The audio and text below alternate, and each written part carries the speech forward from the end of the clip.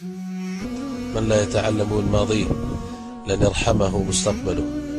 إذا رأيت إنسانا عشق الوحدة فاعلم أنه تحمل أكثر من اللازم. حكمتين احفظهما في هذه الحياة: وأنت في قمة الغضب لا تتخذ قرارا، وأنت في قمة السعادة لا تعطي وعدا. إذا نصحتني على انفراد فقد نصحتني، وإن نصحتني أمام الناس فقد فضحتني. لا تبكي على وسادتك فلن تغير من الأمر شيئا. قم وابكي على سجادتك وسيرزقك الله وبعد العسر يسرا.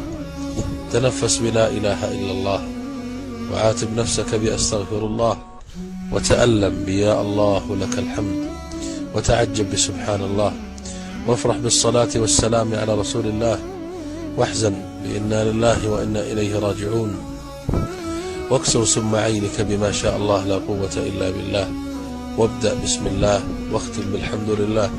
أسأل الله أن يرضى عني وعنكم، أليس بعد الرضا إلا الجنة.